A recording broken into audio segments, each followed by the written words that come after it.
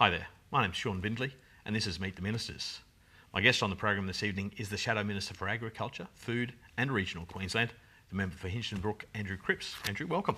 Thanks very much, Shaun. Why did you choose a career in politics? Well, coming into politics was something that I was always interested in, but was never sure how I would ultimately come into a role where I was a representative of people. So I was actively involved in the party before coming into the Parliament for a long period of time, but was certainly unsure about how eventually that interest in politics would eventuate in the role that I'm currently in as the member for Hinchinbrook. So what inspired that interest in politics? It was from a very young age. Can you remember that time when you went, this is what I want to do?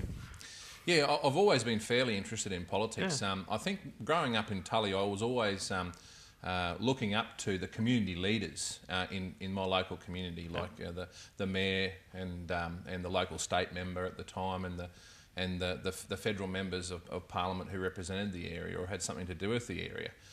So it was more an interest in watching them make a contribution to the community that I fell into politics. But really the catalyst for becoming involved in politics was leaving Tully when I finished my high school and came to the University of Queensland in Brisbane, where I really understood how different parts of the state operated, and I was very keenly interested in the circumstances of North Queensland, and decided that if you were going to make a difference, it's no good sitting around complaining about the situation. You had to get involved, and I sorted out my politics and joined the party of my choice, and have been involved since then, and have never looked back.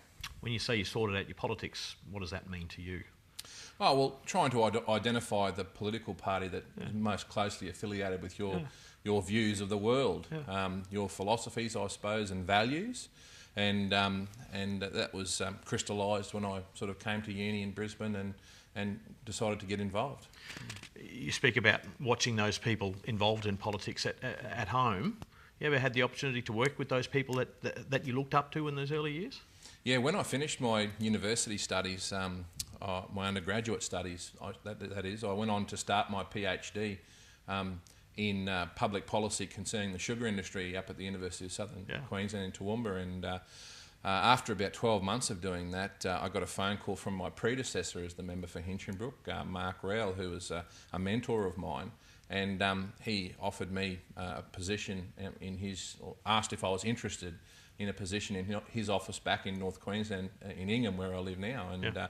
And after 6 years of study, I took the bait and went home and was earning a wage, which was a welcome relief from part-time work while you're studying. Yeah, sure. So after about 18 months of that work, in the lead up to I suppose it was about 12 months before the next state election was due, and Mark actually decided to retire, and so I was left in a position where he was moving on, and decided to stick my hand up and have a go. So I contested the pre-selection for the Hinchinbrook electorate and was selected by the Nationals at the time, and was successful. And at 25, that was a fairly daunting choice to make, but one that I don't regret and have very much enjoyed since that time. At the time, you were the youngest parliamentarian anywhere in Australia. Yeah, that's right. Certainly the youngest in the Queensland Parliament at the time. The record, of course, is held by my colleague Lawrence Springborg, who was 21 at the time that he was elected, but certainly 25 at the time was the youngest member in the Parliament. Yeah.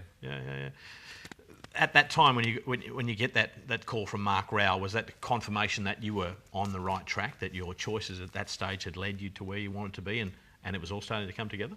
Yeah, well, my undergraduate studies were mostly in agricultural economics and political science at the University of Queensland, and the Hinchinbrook electorate, the economy of that electorate is still underpinned by agriculture. And I always thought that those sort of skills that I'd studied would come in useful in terms of my employment, whether it would be for someone like Mark or for a peak industry body in the agricultural sector or something like that. So I was pleased that I was given that opportunity. I thoroughly enjoyed working with Mark, and I suppose it really confirmed that being in that environment was right for me. And gave me a lot of opportunities to continue to work in the area that I enjoyed.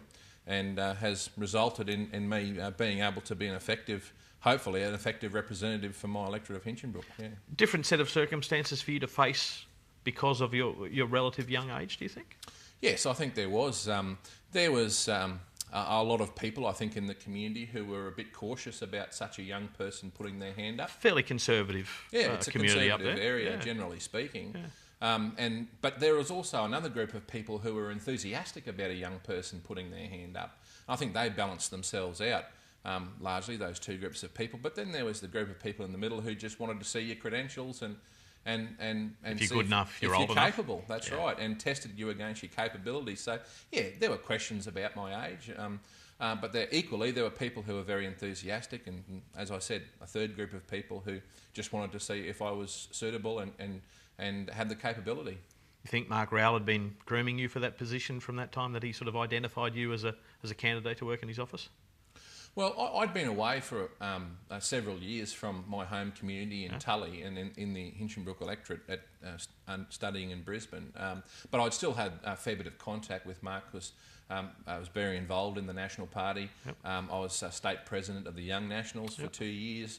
And I think he probably observed that I was from that area of the world and very, very keenly involved and dedicated to working in that area. And I think he may have had an inclination.